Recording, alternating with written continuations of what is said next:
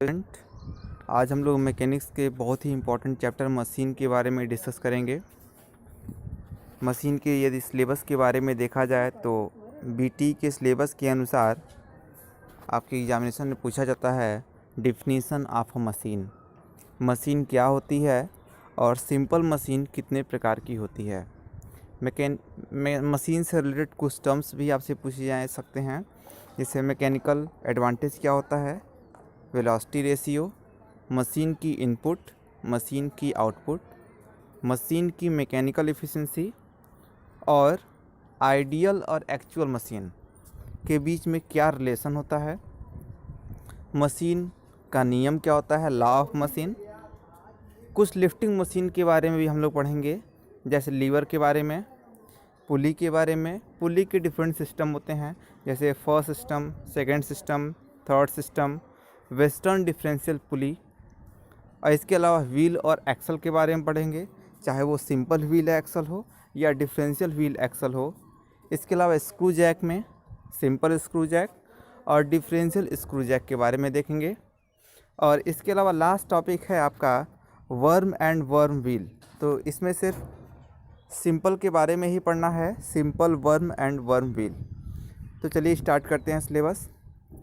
पढ़ना शुरू करेंगे हम लोग कि मशीन क्या होती है। बहुत इंपॉर्टेंट डिफिनीसन, जिसे हम अपने प्रैक्टिकल लाइफ में भी यूज करते हैं। इंजीनियर, मैकेनिकल इंजीनियर को या सिविल इंजीनियर को ये जानना बहुत ही आवश्यक है कि मशीन क्या होती है। तो हम लोग सबसे पहले डिफाइन करेंगे what is a machine. Practical life में हम लोग देखते हैं कि जो हमारे कार्यों को आसान करता है उसे हम लोग मशीन कहते हैं। जैसे कैलकुलेटर आपके कार्य को आसान करता है, तो कैलकुलेटर भी एक प्रकार की मशीन है। कंप्यूटर आपके कार्य को आसान करता है, तो कंप्यूटर भी एक प्रकार की मशीन है। फ़ैन के बारे में देखेंगे तो फ़ैन भी एक प्रकार की मशीन है, क्योंकि ये हमारे कार्य को आसान करता है। तो बहुत सारे मशीनों को डेवलप किए गए हैं हमारे इंजीनियरिंग में। सब सारा आपको नहीं पढ़ना है, सिर्फ यहाँ पर इंट्रोडक्शन पार्ट है। तो सिंपल मशीन के बारे में हम लोग पढ़ेंगे। तो हम लोग डिफ़ाइन करते हैं कि मशीन क्या होती है। तो हम एकदम आसान शब्दों में कह सकते हैं कि जो हमारे कार्यों को आसान करती हो उसे हम लोग मशीन कहते हैं। लेकिन यह कंप्लीट डिफिनीसन नहीं है। कंप्लीट डिफिनीसन के लिए आपको एक शब्द जोड़ना पड़ेगा, यंत्रावली, मैकेनिज्म। कह सकते हैं कि वह डिवाइस जो किसी यंत्रावली, मैकेनिज्म की सहायता से किसी कार्य को आसान करती है उसे मशीन कहा जाता है। मशीन को डिफाइन करने का यह भी तरीका है कि जिस पे कम बल लगा करके ज़्यादा भार को उठाया जा सके। जैसे हम किसी गाड़ी का एग्जांपल लें, तो गाड़ी में हम क्या करते हैं, इनपुट के रूप में कम फोर्स देते हैं, लेकिन आप देखते होंगे बहुत भारी भारी वस्तुओं को वो आसानी से उठा लेता है। जैसे क्रेन के बारे में सोचिए, तो क्रेन भी आपका बहुत ही भारी वस्तुओं को उठा लेता है।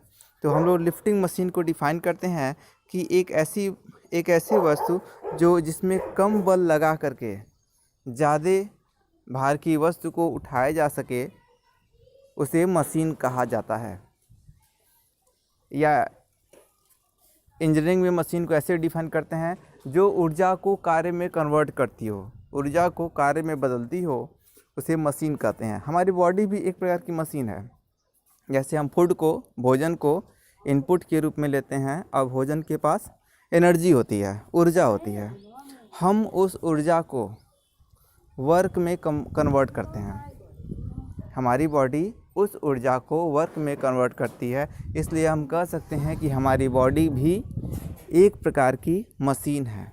तो मशीन एक ऐसी डिवाइस होगी जो ऊर्जा को कार्य में बदलती है। जैसे आप इंजन के बारे में सोचिए, इंजन में आप पेट्रोल डालते हो, पेट्रोल के पास होती है रासायनिक ऊर्जा, केमिकल एनर्जी। और जब वो पेट्रोल आपका जलेगा, तो पेट्रोल को जलने से क्या होगी, ऊर्जा मिलेगी, और वह ऊर्जा कार्य करती है, इंजन के अंदर कार्य करती है, जिससे आपकी व्हीकल चलती है। यानी इंजन भी एक प्रकार की मशीन है जो ऊर्जा को कार्य में कन्वर्ट करती है। मशीन से संबंधित कुछ टर्म्स होते हैं, जैसे प्रतिरोध के बारे में। तो यहाँ पे इलेक्ट्रिकल के प्रतिरोध और मैकेनिक्स के प्रतिरोध में कन्फ्यूजन हमें नहीं होना है, वो अलग केस है। यहाँ का प्रतिरोध का मतलब होता है जिस मशीन की सहायता से हम किसी वस्तु को उठाते हैं, तो उस उठाए गए भार को, किसी मशीन से आप कितना भार उठाना चाहते हो, उस भार को हम लोग प्रतिरोध कहते हैं, या भार कहते हैं, वेट कहते हैं, या बोझ कहते हैं, लोड। तो देखिए डिफिनीशन में लिखा है, मशीन का प्रयोग सदैव किसी बोझ को उठाने या नियंत्रण, प्रतिरोध पर नियंत्रण करने के लिए किया जाता है, चाहे वो किसी भी रूप में हो। तो प्रतिरोध का मतलब किसी मशीन की सहायता से जिस भार को हम लोग उठाते हैं उसे हम लोग प्रतिरोध कहेंगे। इसके अलावा टर्म्स होता है प्रयास। जब किसी मशीन की सहायता से आप वस्तु को उठाते हो तो आपको एक इनपुट के रूप में बल लगाना पड़ता है। उस इनपुट के रूप में लगाए गए बल को प्रयास यानी एफर्ट कहा जाता है। तो सोचिए, जैसे मान लीजिए एक स्क्रू जैक है, स्क्रू जैक की सहायता से आप किसी कार को उठाना चाहते हो। मान लीजिए आपकी कार का टायर पंचर हो गया, आप उस टायर को चेंज करना चाहते हो। आप उसको हाथ से नहीं उठा सकते, आप उसको स्क्रू जैक से उठाते हो। तो स्क्रू जैक से उठाएंगे तो देखिए क्या लगेगा, स्क्रू जैक में कुछ हमें बल लगाना पड़ेगा। तो जब बल को लगाएंगे तो उसके चूड़ियों में, उसके थ्रेड में कुछ विस्थापन होगा, और कार का भी कुछ भार है, भार को हम लोग प्रतिरोध कहेंगे। कार का कुछ प्रतिरोध है। जब आप स्क्रू जैक की सहायता से कार को उठाओगे तो कार में भी कुछ विस्थापन होगा। इन दो चीज़ हो गई, एक तो हो गया वस्तु का भार और वस्तु में होने वाला विस्थापन, और मशीन का भार और मशीन में होने वाला विस्थापन। तो इसी के आधार पर हम कहते हैं किसी मशीन में दो प्रकार के वर्क होते हैं। एक होता है इनपुट वर्क, निर्दिष्ट कार्य, दूसरा होता है निर्गत work, output work. Input work क्या होगा, मशीन पर किए गए कार्य को इनपुट वर्क कहते हैं। जैसे कोई मशीन है, स्क्रू जैक आपकी एक मशीन है, उस पर आप 100 न्यूटन का बल लगा करके मान लीजिए 10 सेंटीमीटर उसको ऊपर करते हैं, उसकी सहायता से। तो हम कह सकते हैं कि जो उसका इनपुट वर्क होगा वो 100 गुणे 10 के बराबर होगा, 100 गुणे 10 के बराबर, न्यूटन मीटर बल गुणे विस्थापन। तो इनपुट वर्क हो जाएगा P इंटू डी। P का मतलब हो गया एफर्ट, प्रयास हो जाएगा, और D का मतलब हो जाएगा उस मशीन में होने वाला विस्थापन। ऐसे ही आउटपुट के रूप में लेंगे तो आउटपुट में जैसे मान लीजिए आप 100 न्यूटन का बल लगा करके 1000 न्यूटन के वस्तु को उठाते हैं और उसमें 5 सेंटीमीटर का विस्थापन होता है, तो वहाँ पे आउटपुट के रूप में हो जाएगा 1000 गुणे 5 न्यूटन मीटर, यानी 1000 गुणे 5000 न्यूटन मीटर, 5000 जूल का उसमें वर्क होगा। तो आउटपुट क्या होता है, मशीन द्वारा किए गए वास्तविक कार्य को आउटपुट वर्क कहते हैं। ये कितना होगा, W into small D. W क्या है, उस वस्तु द्वारा, उस मशीन के द्वारा उठाए गए वस्तु का भार है, और D क्या है, उस वस्तु में द्वारा चली गई दूरी है। इसके अलावा कुछ टर्म्स होते हैं, जैसे मैकेनिकल एडवांटेज, यांत्रिक लाभ क्या होता है। यांत्रिक लाभ को हम लोग बल अनुपात भी करते हैं, फोर्स रेशियो भी कहते हैं। जब किसी मशीन की सहायता से हम किसी वस्तु को उठाते हैं तो उसके भार, उस मशीन के द्वारा उठाए गए भार और उस मशीन पे दिया गया इनपुट यानी आयास, एफर्ट, दोनों के अनुपात को, दोनों के रेशियो को यांत्रिक लाभ, मैकेनिकल एडवांटेज कहता है। यानी मैकेनिकल एडवांटेज इक्वल टू क्या होगा, मैकेनिकल एडवांटेज इक्वल टू उठाया गया प्रतिरोध अपॉन लगाया गया प्रयास, यानी W अपॉन P। इसके अलावा होता है वेलोसिटी रेशियो, वेग अनुपात। ये क्या होता है, जब किसी मशीन की सहायता से हम किसी वस्तु को उठाते हैं तो मशीन में भी कुछ विस्थापन होता है और वस्तु में भी विस्थापन होता है। तो उन दोनों का अनुपात, यानी प्रयास के द्वारा, आयास के द्वारा या प्रयास के द्वारा चली गई दूरी बटे भार द्वारा चली गई दूरी, यानी यहाँ पे हो जाएगा capital D upon small d। Capital D क्या है, कैपिटल D है आपका मशीन के इनपुट में यानी प्रयास द्वारा चली गई दूरी, और स्मॉल डी क्या है, उस भार द्वारा चली गई दूरी। जैसे आप 100 न्यूटन का बल लगा करके स्क्रू जैक को 10 सेंटीमीटर ऊपर करते हैं तो हो जाएगा आपका 10 सेंटीमीटर हो जाएगा कैपिटल डी की वैल्यू इनपुट के रूप में। कैपिटल डी को 10 सेंटीमीटर। उसकी सहायता से आप 1000 न्यूटन के वस्तु को 5 सेंटीमीटर ऊपर करते हैं। इसका मतलब स्मॉल डी की वैल्यू हो जाएगी 5 सेंटीमीटर। तो वेग अनुपात निकालते हैं हम लोग capital D upon small D. इसके अलावा इफ़िशियंसी दक्षता के बारे में देखेंगे।